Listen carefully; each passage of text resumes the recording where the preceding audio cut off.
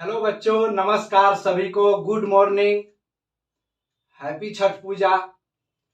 आने वाले छठ पूजा के त्यौहार के शुभकामनाएं आप लोगों के साथ है और मैं आशा करता हूं कि आप लोग बहुत अच्छे से पढ़ रहे होंगे। आज मैं आप लोगों को एडुकेयर एकेडमी 0.2 चैनल के माध्यम से मैं अजीत कुमार आप लोगों को लेंस दर्पण मिरर के बारे में बताऊंगा। यानी कि मेरा जो पहले फर्स्ट वीडियो, सेकंड वीडियो और थर्ड वीडियो इस चैनल पे अपलोड है, जिसमें कमेंट के माध्यम से और व्हाट्सएप के माध्यम से बताया गया है हमको कि आपके मतलब कि दर्पण के पढ़ाने के तरीका कुछ अलग है और इसको आप कंटिन्यू करें। यानी कि बच्चों की बहुत अधिक डिमांड होने के कारण आज हम फिर से मिरर के बारे में आप लोगों को बताने आया हूं और आशा करता हूं कि आप लोग बड़े ध्यान से देखेंगे और देखने के बाद समझ में आएगा तो मेरे एडुकेयर एकेडमी चैनल को आप लोग लाइक करेंगे और शेयर एंड सब्सक्राइब करेंगे, ठीक है। और कमेंट के माध्यम से हमको बताएंगे भी कि आपको कैसा लगा। तो चलिए शुरू करते हैं। गोलीय दर्पण क्या होता है, यानी कि स्फेरिकल मिरर क्या होता है। तो इस स्फेरिकल मिरर को बताने से पहले हम आप लोगों को बताना चाहेंगे कि प्लेन मिरर यानी कि समतल दर्पण के बारे में हम अपने जो सेकेंड वीडियो है उसमें बता चुके हैं कि समतल दर्पण क्या होता है और समतल दर्पण पे प्रतिबिंब कैसे बनता है, समतल दर्पण पे प्रतिबिंब कहाँ बनता है, अगर समतल दर्पण की ओर हम भी वेग से आते हैं तो उसमें कैसे प्रतीत होता है कि 2v वेग से आते हुए प्रतीत होंगे। इन सभी बातों को हम अपने सेकेंड वीडियो में कर चुके हैं। तो इसके बाद मेरा नंबर आता है गोलीय दर्पण करने का। तो देखेंगे बोर्ड पे कि यहाँ पे आप लोगों को भैया थोड़ा देखने में कठिनाई होता होगा, ये बात कट जा रहा है वीडियो में। तो यहाँ पे हम लिख देते हैं गोलीय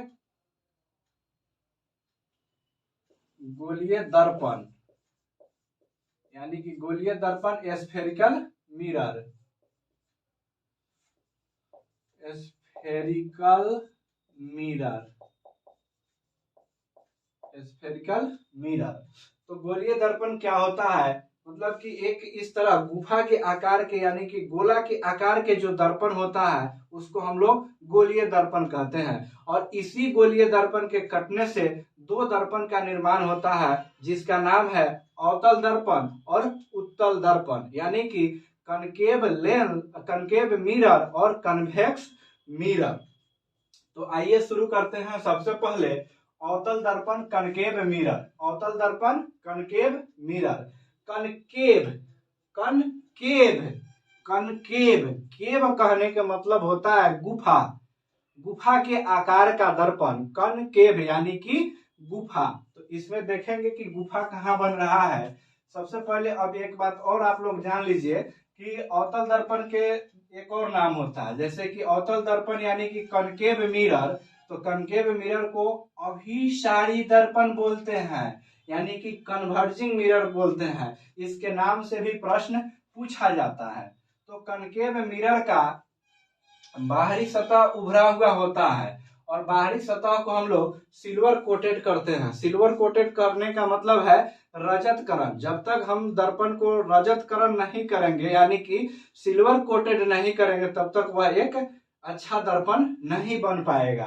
तो इसका बाहरी परत जो होता है सिल्वर कोटेड होता है, इसका बाहरी परत क्या होता है, सिल्वर कोटेड होता है। तो दर्पण में कुछ कंडीशन होता है, जैसे पोल हो गया, पोल को हम लोग ध्रुव कहते हैं, ध्रुव के बाद में फोकस हो गया, फोकस के बाद सेंटर ऑफ कर्वेचर सी हो गया और रेडियस हो गया। तो इन सब चीजों के बारे में जानेंगे कि पोल कैसे होता है, फिर फोकस कैसे होता है, फिर सेंटर ऑफ कर्वेचर कैसे होता है और सेंटर ऑफ रेडियस कैसे होता है। इन सब चीजों के बारे में यहाँ पे इस फिगर के माध्यम से हम लोग समझेंगे और हम अच्छे से अच्छे तरीका से अपनी सारी एफर्ट लगा करके आपको समझाने का प्रयास करेंगे। मान लीजिए कि यह एक सर्कल है, यानी कि स्फीयर के आकार का है, स्फेरिकल है। स्फेरिकल मतलब गोला के आकार का। तो गोला के आकार जब पूरा लेंगे हम तो गोला में पढ़े हुए हैं कि गोला में क्या क्या होता है, गोला में रेडियस होता है, गोला में रेडियस होता है। तो गोला में रेडियस होगा तो यहाँ गोला पढ़ते हैं तो गोला का परिधि होता है, यानी कि गोला के परिधि होता है। तो इस परिधि से गोला के सेंटर तक के दूरी को हम लोग आर मानते हैं, आर यानी कि रेडियस मानते हैं। तो इसी को हम यहाँ देखेंगे कि यहाँ से जब इसके रेडियस के बीचों बीच से होते हुए एक लाइन यानी कि डायमीटर के आकार का लाइन खींचेंगे। डायमीटर समझते होइएगा, आप लोग मैथ में पढ़े होइएगा। तो डायमीटर के आकार का एक लाइन खींचेंगे और डायमीटर की यह लाइन परिधि पर जहां इंटरसेक्ट करेगा, जहां पे कटेगा, इस बिंदु का नाम हो जाएगा पोल, यानी कि हिंदी में इसको ध्रुव बोलते हैं। इसी पोल को तो हम ध्रुव बोलते हैं। तो ध्यान से देखिएगा कि यह डायमीटर वाला लाइन रेडियस होते हुए, सेंटर ऑफ कर्वेचर होते हुए परिधि पे आके कहीं इंटरसेक्ट कर रहा है। तो परिधि पे या जहां भी इंटरसेक्ट करेगा उस बिंदु का नाम हो जाएगा ध्रुव। ध्रुव यानी पोल। तो इस पोल से जितना दूरी पर यह सेंटर ऑफ कर्वेचर होगा, इस दूरी से जितना दूरी पर सेंटर ऑफ कर्वेचर होगा, तो इसी का नाम हम लोग रेडियस देते हैं, आर देते हैं। और यहाँ ध्यान देना है कि अब इससे पोल से फोकस तक, पोल से एक बिंदु फोकस तक होगा, पोल से फोकस होगा तो इसका दूरी जितना होगा, इसका दूरी जितना होगा, यहां से यहां तक जितना दूरी होगा, यहां से यहां तक जितना दूरी होगा, यह दोनों दूरी आपस में बराबर हो गया। तो यहीं से एक फॉर्मूला निकलता है, एफ इक्वल टू क्या होता है, यानी कि फोकस दूरी इक्वल टू क्या होता है। तो f equal to r by two होता है, आर बाई टू होता है। यह बात हम क्यों लिखे हैं f equal to r by two, क्योंकि यहाँ सी से लेकर के यह पोल तक के डिस्टेंस को हम आर बोलते हैं, यानी कि रेडियस बोलते हैं। सी से पोल तक के दूरी को हम लोग रेडियस बोलते हैं, और यहां से एफ तक की दूरी को हम फोकस दूरी बोलते हैं। तो फोकस दूरी आर के आधा होता है, तभी ना इस दोनों का दूरी बराबर होगा, इसीलिए एफ इक्वल टू, बहुत महत्वपूर्ण फॉर्मूला है, f equal to r by two होगा। चलिए एफ इक्वल टू जब आर बाई टू निकाल लिए तो हम लोग देखते हैं कि अब क्या क्या कौन सी स्थिति कहां पे होती है। तो सबसे पहले हम लोग पोल के बारे में समझ गए कि पोल कहाँ होता है। जब भी डायमीटर आएगा परिधि पर इंटरसेक्ट करेगा, तो इंटरसेक्ट जिस बिंदु पे यह करता है उस बिंदु का नाम पोल यानी कि ध्रुव होता है। अब देखेंगे हम लोग सेंटर ऑफ कर्वेचर यानी कि वक्रता केंद्र। तो देखिए भैया, एक चाप का प्रयोग कीजिएगा। आप लोग अपने कॉपी पे फ्री हैंड से कभी फिगर नहीं बनाइएगा। जैसे कि मान लीजिए आपके पास एक चाप होता है, तो कुछ रेडियस का एक चाप लेंगे, मान लीजिए 5 सेंटीमीटर रेडियस का एक चाप लेंगे और इसको पूरे गोलाकार घुमाएंगे। देखिएगा मेरे हाथों पे पूरे गोलाकार घूम रहा है। तो पूरे गोलाकार घुमाएंगे ना, तो जिस बिंदु से यह चाप को हम रखेंगे, चाप का मूल बिंदु जिस बिंदु पे रखेंगे उसी का नाम तो होता है सेंटर ऑफ कर्वेचर यानी कि वक्रता केंद्र। जहां से यह त्रिज्या मान करके पूरा यह गोला खींचा गया है उसका नाम होता है सेंटर ऑफ कर्वेचर। अब होता है कि सेंटर ऑफ रेडियस क्या होता है, यानी कि वक्रता त्रिज्या क्या होता है। तो यही ना आर वक्रता त्रिज्या होता है। यहां से यहां तक की दूरी या यहां से यहां तक की दूरी को हम लोग वक्रता त्रिज्या बोलते हैं। अब रहा बात कि अब प्रधान अक्ष प्रिंसिपल एक्सिस किसको बोलेंगे। प्रिंसिपल एक्सिस की बात भी होना चाहिए ना कि प्रिंसिपल एक्सिस बोलेंगे किसको। तो देखिएगा ध्यान से, ये रेड वाला जो लाइन है ना, रेड वाला लाइन जिसके माध्यम से P भी खींचा गया, F भी खींचा गया और C भी खींचा गया, और इसी के माध्यम से पूरे दर्पण के बारे में हम लोग जानेंगे। तो इस रेड वाले एक्सिस को हम लोग बोलते हैं प्रिंसिपल एक्सिस यानी कि प्रधान अक्ष बोलते हैं। ठीक है, तो इसके बाद जब इसको समझ लिए तो अब बारी आता है उत्तल दर्पण समझने की कि उत्तल दर्पण क्या होता है और उत्तल दर्पण को कैसे हम लोग समझेंगे। तो यहाँ देखिए, एक ही गोला का कटा हुआ यह भाग है, यानी कि इधर वाला भाग कट के वहां पे उत्तल दर्पण बन गया। और उत्तल दर्पण के मतलब होता है अंदर के तरफ झुका हुआ है। देखिए ध्यान से, उत्तल दर्पण के इस हाथ से देखिए, उत्तल दर्पण के मतलब अंदर के तरफ झुका हुआ है, यानी कि इस पे कलई कर देंगे, इस पूरे भाग पे कलई कर देंगे तो यह उत्तल के समान हो जाएगा। यानी कि दाहिने हाथ को जब हम इधर कर्व की तरफ झुकाएंगे तो यह उत्तल दर्पण के समान हो जाएगा। तो उत्तल दर्पण समझने से पहले हम लोग उधर समझ चुके हैं रेडियस कहाँ होता है, एफ कहाँ होता है। तो उत्तल दर्पण में देखिए इधर अंदर के तरफ कलई किया हुआ होता है, अंदर के तरफ। जैसे उत्तल दर्पण के बात आएगा तो कलई से पकड़ेंगे, यानी कलई क्या है, तो यह रजत करण जो सिल्वर कोटेड किया गया है, ये जब अंदर के तरफ हो जाएगा सिल्वर कोटेड, तो इसका मतलब है कि यह दर्पण उत्तल दर्पण यानी अपसारी दर्पण। हम अपने एक वीडियो में बताए हैं, बार बार जिक्र किए हैं कि उत्तल दर्पण के मतलब अप, उत्तल दर्पण के मतलब अप, यानी अप मतलब उत्तल दर्पण। उत्तल दर्पण के अंग्रेजी में हम लोग बोलते हैं कन्वेक्स मिरर, कन्वेक्स मिरर। और इसी कन्वेक्स मिरर को अपसारी यानी कि डाइवर्जिंग मिरर बोलते हैं। तो डाइवर्जिंग मिरर पे अगर लाइट इधर से आ रही है, लाइट इधर से आ रही है तो देखिएगा ध्यान से, यह लाइट बाहर की तरफ ही फैल जा रही है, यह लाइट इसको क्रॉस नहीं कर पा रहा है। जब भी इस पे हम प्रतिबिंब बनाएंगे तो इसका आभासी प्रतिबिंब खींचने के लिए फिर इसको इसके साइड से लेना पड़ता है, जो आगे की वीडियो में हम बताएंगे।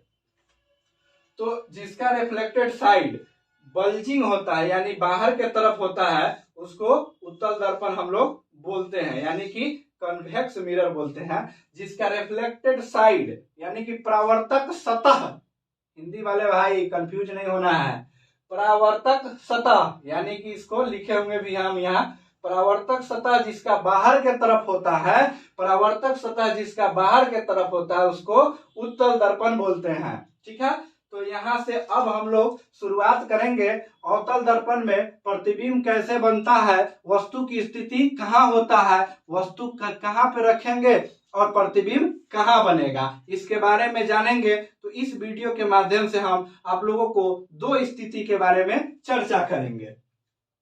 जैसे कि मान लीजिए कि यहाँ पे अवतल दर्पण है और अवतल दर्पण में वस्तु की स्थिति AB वस्तु है, AB वस्तु है जो C से परे और अनंत के बीच में है, C से परे और अनंत से बीच में है। यह बिंदु इन्फिनिटिव होता है, इन्फिनिटिव हो गया तो C है और ये इन्फिनिटिव है। तो वस्तु AB अगर C और अनंत यानी कि वक्रता केंद्र और अनंत के बीच में होगा, वस्तु की स्थिति C और अनंत के बीच में होगा, तो प्रतिबिंब कहाँ बनेगा, इस चीज के बारे में आइए हम लोग चेक करके देखते हैं।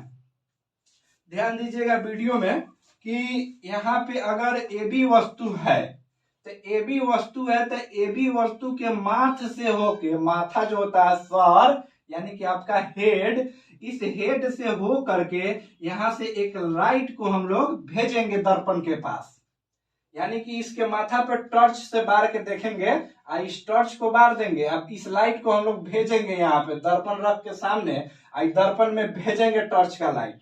तो ध्यान दीजिएगा, इस दर्पण से टकराने के बाद जब लाइट रिफ्लेक्ट करेगा, जब लाइट यह रिफ्लेक्ट करेगा तो इसका रिफ्लेक्शन एफ के पॉइंट बिंदु से होते हुए गुजरेगा, एफ से होते हुए गुजरेगा।